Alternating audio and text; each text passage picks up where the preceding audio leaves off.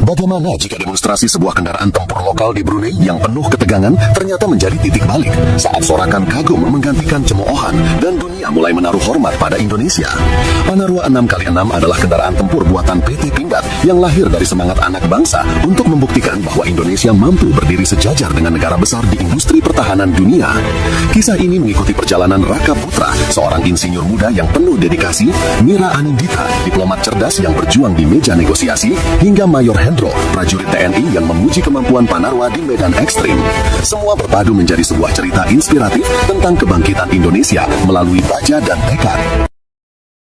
Tekad tersebutlah yang membuat Indonesia dan anak-anak muda dan anak-anak bangsa ini bisa maju dan maju, sehingga mendapatkan sejumlah skill dan memiliki banyak talenta dan mampu membangun segala macam alutsista, termasuk alutsista untuk mempertahankan negara kesatuan Republik Indonesia. Dan inilah persembahan yang akan kita sajikan tentu.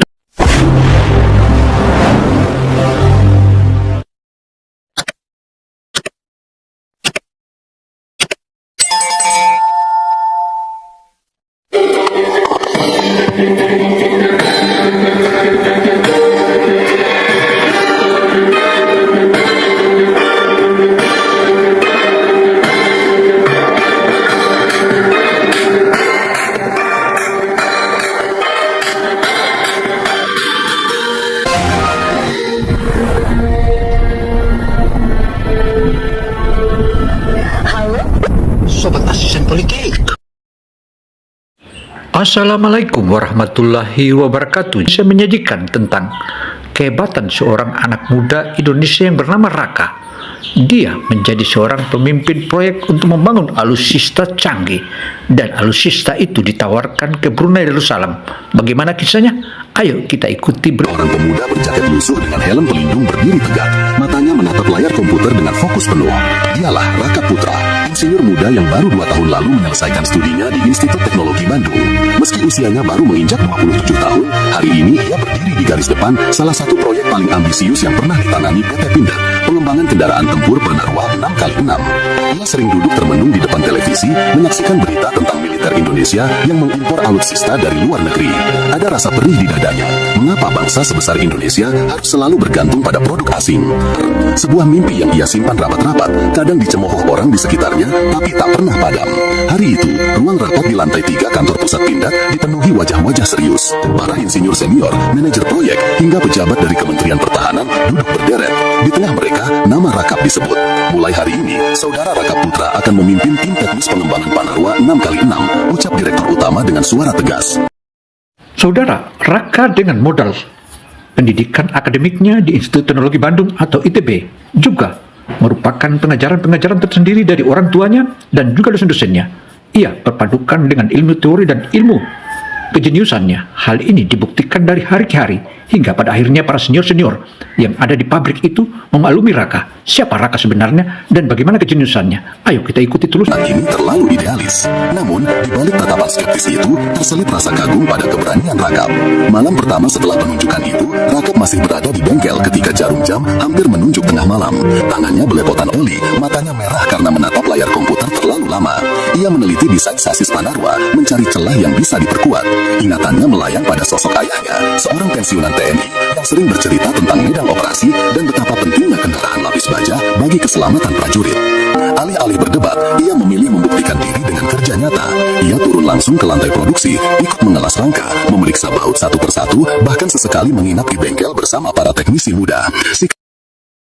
Singkat kisah saudara, Raka dalam kegiatannya sehari-hari, ia mulai memilih salah satu dan beberapa temannya untuk menjadi tim kecil atau tim khusus, dan tim itulah yang mulai dipersolidkan hingga ia melahirkan gagasan-gagasan. Sikapnya ini pelan-pelan menumbuhkan rasa hormat di sebagian anggota tim, meski belum cukup untuk mematahkan seluruh keraguan.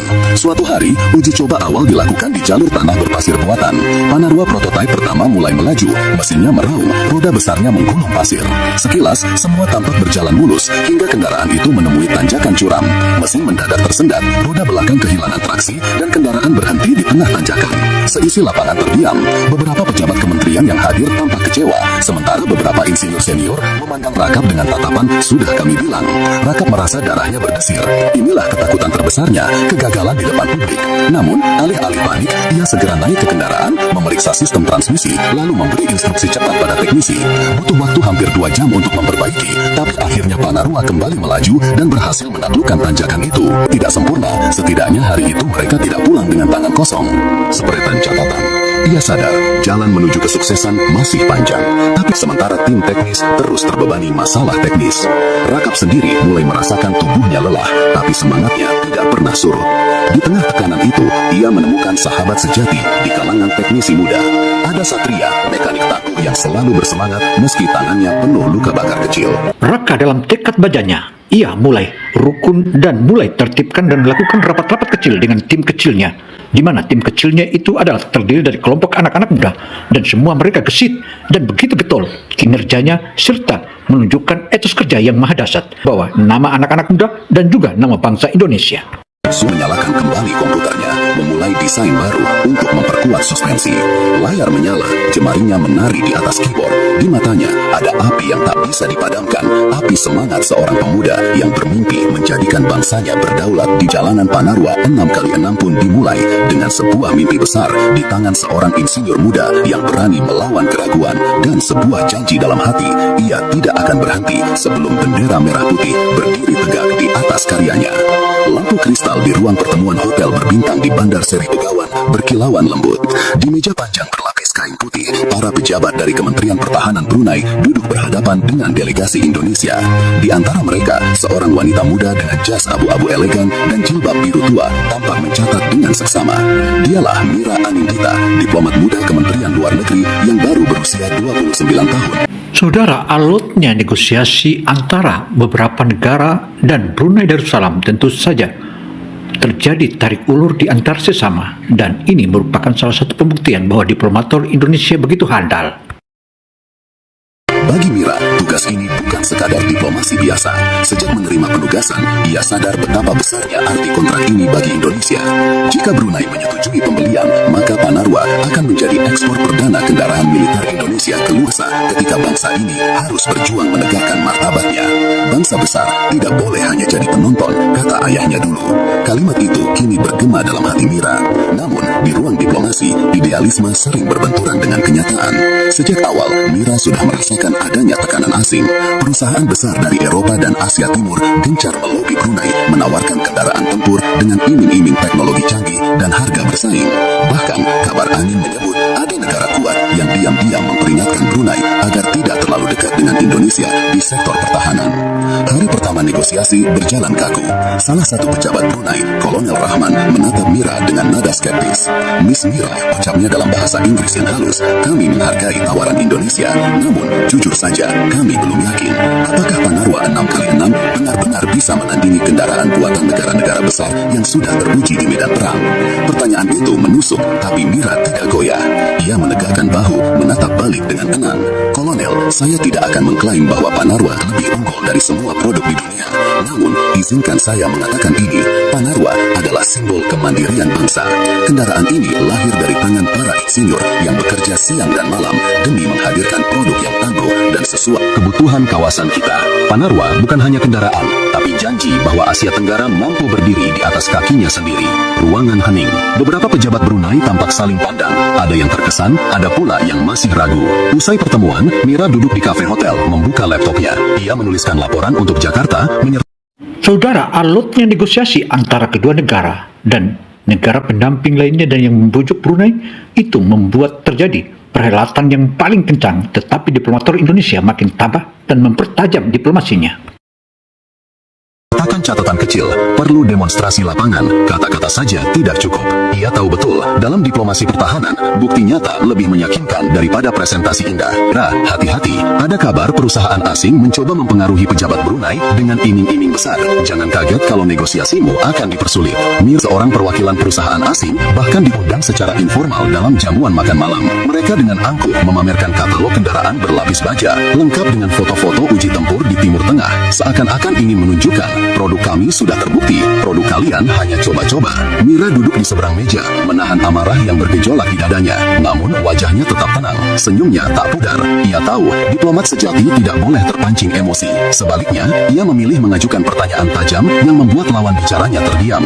Jika produk Anda sudah begitu hebat, mengapa harganya harus 3 kali lipat dari tawaran kami? Apakah itu berarti keamanan hanya untuk yang kaya? Kalimat itu membuat beberapa pejabat Brunei menundukkan kepala. Berpikir, Mira tahu, ia telah menanam benih keraguan terhadap lawan. 3 hari berlalu, negosiasi masih menggantung. Tekanan semakin kuat, rumor menyebar bahwa kontrak hampir pasti jatuh ke tangan perusahaan asing. Saudara, persentase dan lobi-lobi yang dilakukan oleh negosiator Indonesia hampir mengalami jalan buntu, tetapi upaya dan negosiasi internasional terus dilakukan dan ini akan terbukti dan mari kita buktikan.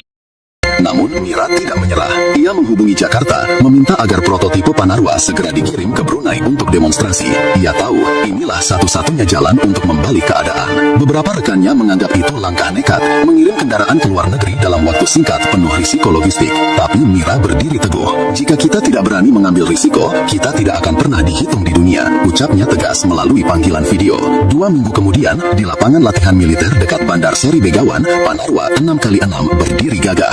Warnanya hijau pekat, baja lapisnya berkilau di bawah sinar matahari. Mira berdiri di sisi lapangan, jantungnya berdegup kencang. Ia tahu, hari ini bukan hanya ujian bagi kendaraan itu, tapi juga bagi dirinya sendiri. Sejumlah pejabat Brunei hadir, termasuk Kolonel Rahman yang skeptis. Di sisi lain lapangan, perwakilan perusahaan asing juga mengamati dengan tatapan penuh tantangan. Saat mesin Panarwa meraung, Mira menahan nafas. Kendaraan lapisnya mampu menahan hantaman peluru kaliber ringan. Sorak kagum terdengar dari beberapa tentara Brunei yang menyaksikan langsung. Wajah Kolonel Rahman yang awalnya dingin mulai melunak. Ia menoleh ke arah Mira dan mengangguk kecil. Pengakuan diam-diam bahwa ia terkesan. Malamnya, Mira kembali ke hotel.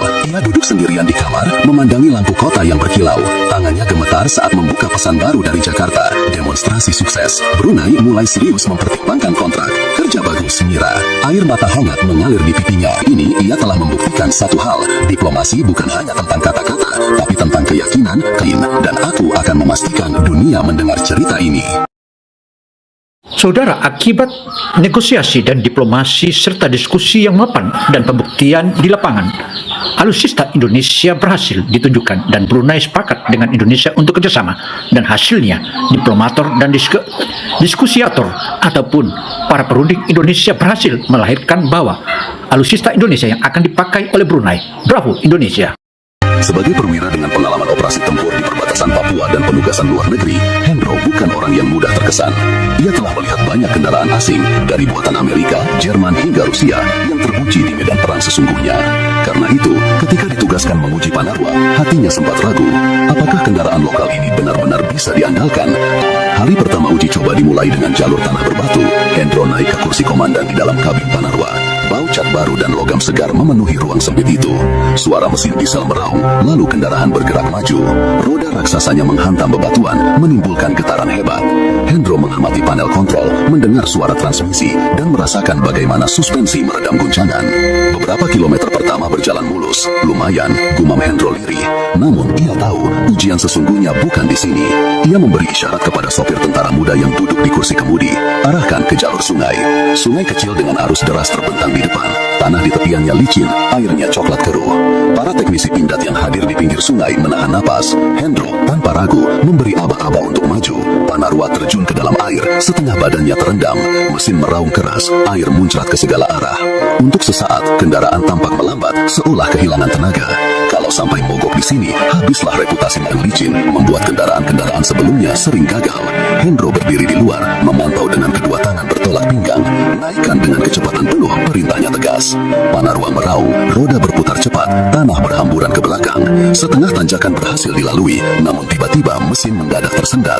Kendaraan berhenti, roda berputar sia-sia. Sopir panik, teknisi mulai gelisah. Hendro berlari ke arah kendaraan, membuka pintu kabin, lalu memeriksa panel mesin dengan cepat. Transmisi panas berlebih, katanya singkat. Wajah teknisi pindad pucat. Di sudut lapangan, Raka Putra, insinyur muda yang memimpin proyek ini, terlihat menunduk dalam-dalam, menahan rasa kecewa. Hendro menghadapi dilema.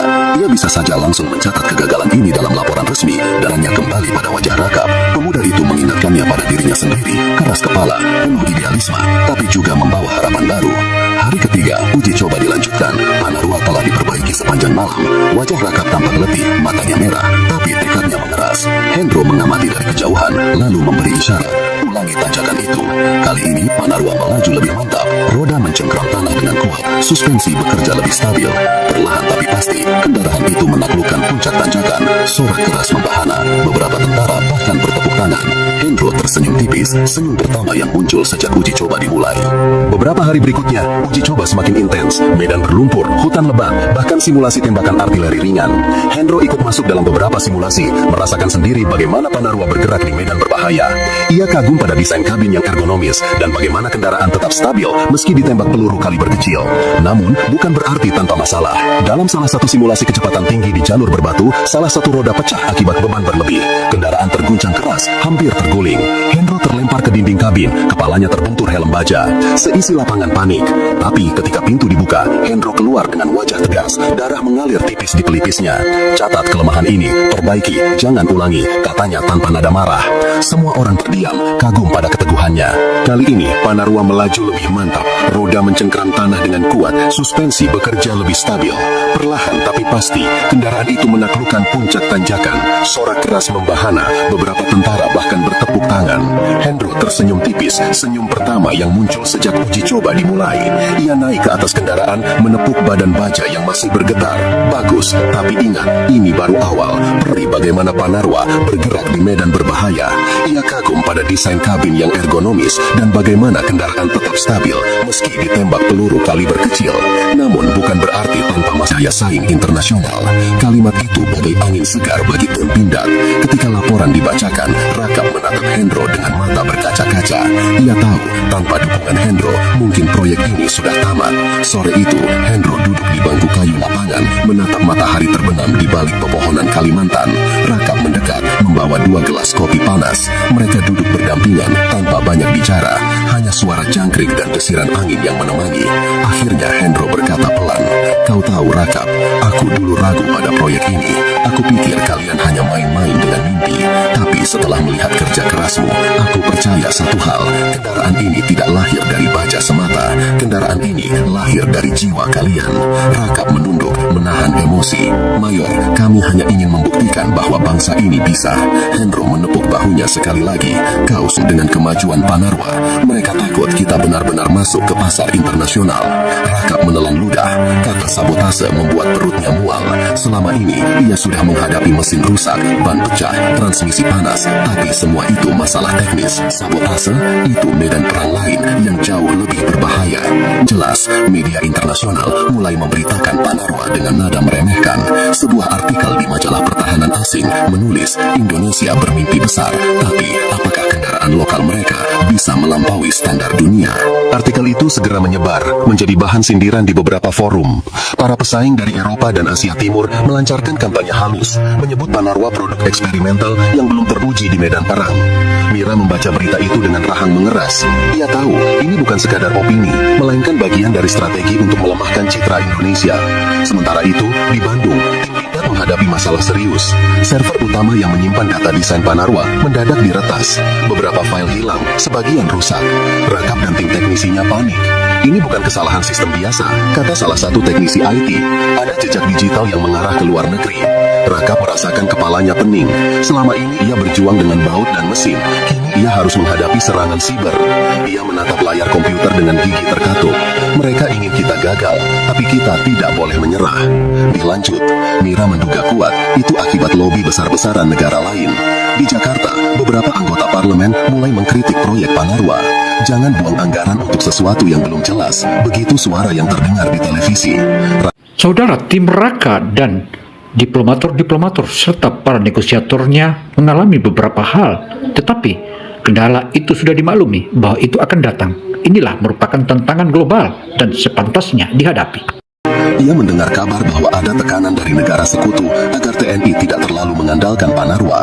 "Ini gila," katanya pada Rakap saat mereka bertemu.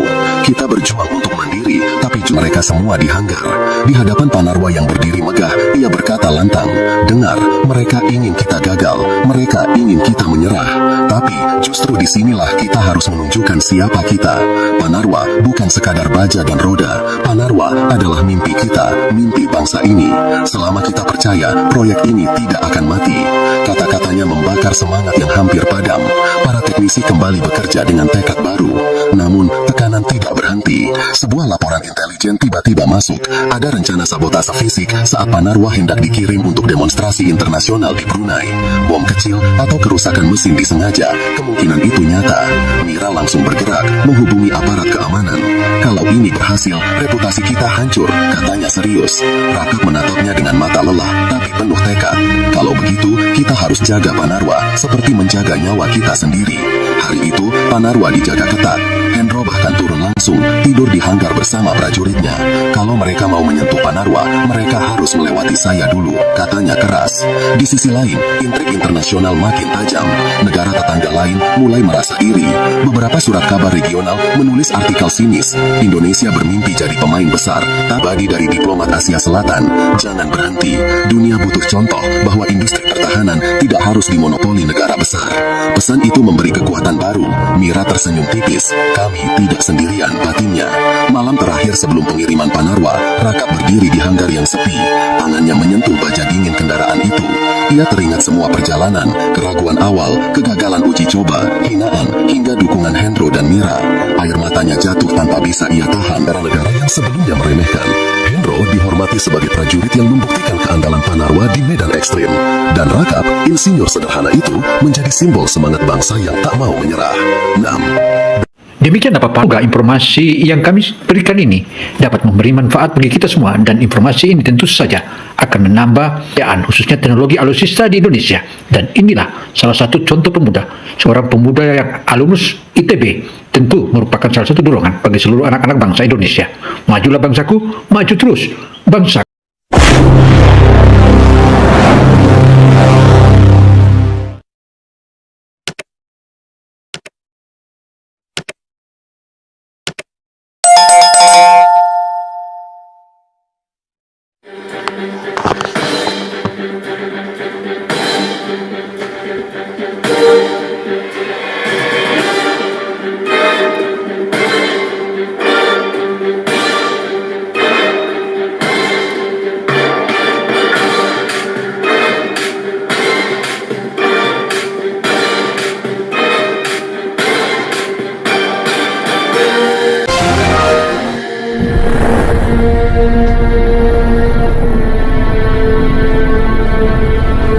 Halo, Sobat asisten politik,